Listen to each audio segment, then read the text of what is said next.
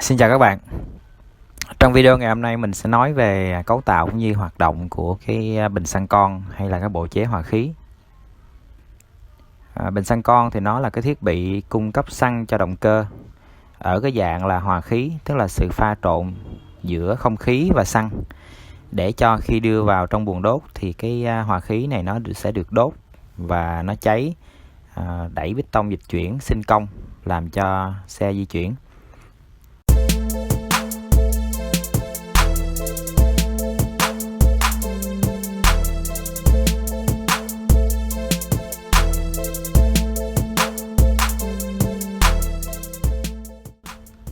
Về nguyên lý hoạt động thì cái bình xăng con này nó hoạt động dựa vào cái định luật Bernoulli. Bernoulli là một nhà bác học, ông ta phát hiện ra định luật này cách đây hơn 300 năm. Chúng ta có thể hiểu đơn giản cái định luật Bernoulli này là khi tốc độ chảy của cái dòng chất lỏng hay là chất khí bên trong một đường ống mà lớn thì cái áp suất lên thành ống nó sẽ nhỏ đi. Khi mà piston dịch chuyển đi xuống để mà rút không khí đi vào bên trong cái xi lanh thì cái luồng không khí nó chạy vào trong xi lanh này nó sẽ đi qua cái họng gió của bình xăng con, và cái tốc độ của cái luồng gió này nó nhanh cho nên là nó sẽ có tạo ra cái áp suất nhỏ và nó sẽ rút xăng từ hai cái Giggler chính và phụ, thì lượng xăng này nó sẽ đi và nó hòa vào cái không khí, nó tạo thành cái hòa khí.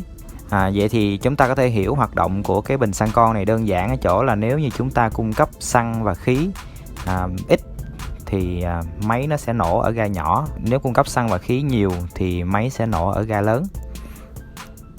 Tuy nhiên để cho nó phù hợp với các cái chế độ ga lăng ti và ga lớn của xe đó thì cái bình xăng nó có những cái cấu tạo phức tạp hơn. Sau đây mình sẽ liệt kê lần lượt cái cấu tạo của nó từ dưới lên trên. Đầu tiên là cái buồng phao. Buồng phao này nó có chức năng là chứa xăng được đưa từ bình xăng lớn xuống. Thì ở trong buồng phao này nó có một cái phao và nó sẽ dâng lên khi mà xăng nó đầy. Khi mà xăng đầy rồi thì cái phao này nó dâng lên và nó đẩy cho cái kim bít kín cái lỗ xăng đi vào, và xăng nó sẽ không vào được nữa. Trong buồng phao này người ta lắp thêm một cái ống để chống cái hiện tượng là xăng nó dâng lên quá cao. Chẳng hạn như trường hợp là cái khóa xăng nó bị có vấn đề ở trong buồng phao thì xăng dâng lên quá cao thì nó sẽ tràn vào cái ống này, nó sẽ chảy ra ngoài. Thường là cái bình xăng người ta sẽ gắn một cái ống nối với lại cái chỗ chảy ra ngoài này, nó là cái phần xăng dư đó. Cho nên là khi mà mình thấy xăng mà nó chảy, cái ống xăng dư nó chảy xăng thì có nghĩa là cái khóa xăng bên trong buồng phao nó có vấn đề. Trong buồng phao này người ta gắn hai cái Giggler lên trên cái thân của bình xăng, sao cho hai cái Giggler này, Giggler chính và Giggler phụ thì nó luôn nhúng vào trong xăng. Hai Giggler này thực ra nó là hai cái dạng ốc có thân rỗng, và ở trên thân của nó thì được đục các cái lỗ để cho khi mà gió đi vào thì gió nó sẽ phân tán ra để nó đánh nhuyễn cái xăng. Trên thân của bình xăng thì người ta làm cái họng gió chính là họng gió lớn cộng thêm với lại hai cái họng gió nhỏ. Thì hai họng gió nhỏ 1 và 2 này thì họng gió số 1 là họng gió mà nó đưa gió đi tới cái Giggler phụ để mà đánh tơi không khí và đưa vào trong cái xi lanh. Còn cái họng gió phụ số 2 thì nó thông với lại cái Giggler chính để cho không khí đi vào và đánh tơi xăng lần thứ nhất ở trong Giggler chính trước khi nó đưa vào cái họng gió lớn qua cái đường kim xăng để đưa vào trong xi lanh. Trái ga và cái kim xăng thì được nối chặt với nhau và nó có thể di chuyển lên xuống. Khi mà mình vặn ga thì cái trái ga nó di chuyển đi lên và nó kéo kim xăng đi lên, nó chừa cái khoảng hở ở cái Giggler chính lớn hơn, làm cho xăng nó hở ra và nó bị rút theo cái đường không khí nhiều hơn. Cái e gió là cái cửa gió mình có thể điều chỉnh thông qua cái tay e ở bên tay trái của tay lái mình đó. Thì nếu mà mình kéo e thì cái cửa gió này nó sẽ dần đóng lại, và nó đóng lại như vậy á, thì cái gió đi vào cái họng gió chính nó sẽ bị hạn chế. Thì cái điều này nó giúp cho cái việc khởi động máy nó trong những cái điều kiện như là trời lạnh hay là máy để lâu á, thì nó dễ dàng hơn.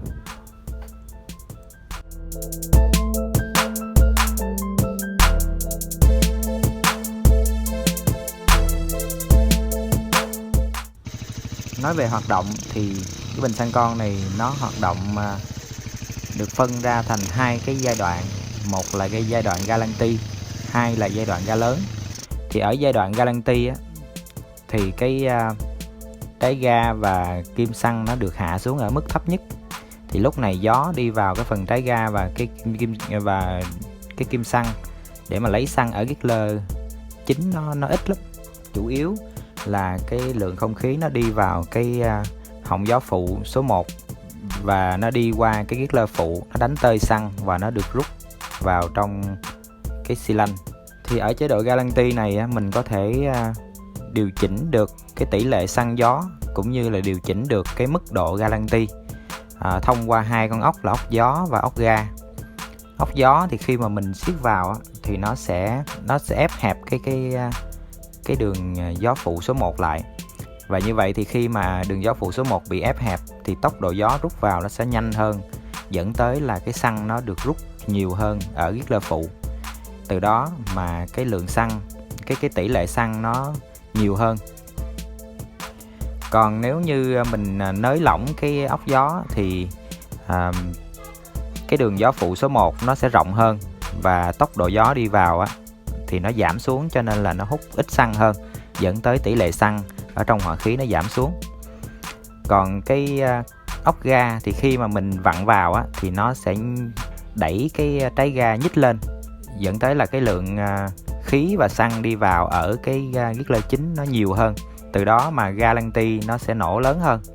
Còn nếu mà mình nới lỏng cái ốc ga ra đó, thì cái trái ga và kim xăng nó sẽ dịch xuống, nó khép kín dần Giggler chính lại. Từ đó mà cái xăng và khí ở cái phần Giggler chính nó ít đi, dẫn tới ga lăng ti của mình nó nổ nhỏ hơn. Còn ở chế độ ga lớn thì khi mình vặn tay ga đó, thì cái trái ga và kim xăng nó đi lên như vậy á, thì do kim xăng được thiết kế là nó thuôn nhỏ lại ở phần dưới, cho nên khi nó đi lên á, thì nó để hở cái Giggler chính.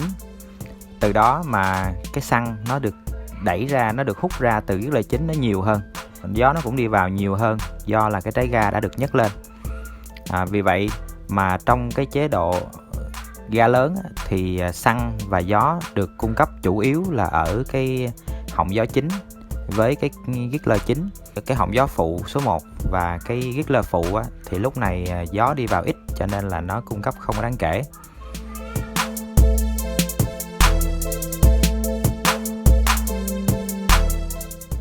Và cái việc điều chỉnh hai con ốc gió và ốc ga này á, thì nó có tác dụng ở chế độ ga lăng ti thôi.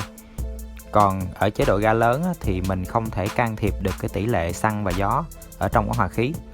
Đây chính là một cái nhược điểm của cái bình xăng con, mà về sau này người ta tạo ra cái bộ phun xăng điện tử thì nó khắc phục được cái nhược điểm này. Bộ phun xăng điện tử thì nó có thể chủ động cái tỷ lệ xăng phun vào hòa khí nhiều hay ít. Nó được điều khiển bởi cái bộ xử lý trung tâm. Trong video sau thì mình sẽ nói về cái nguyên tắc hoạt động của cái bộ phun xăng điện tử này. Hy vọng là cái phần chia sẻ về cấu tạo cũng như nguyên tắc hoạt động của bình xăng con của mình nó dễ hiểu và nó có ích đối với các bạn. Cảm ơn các bạn đã theo dõi.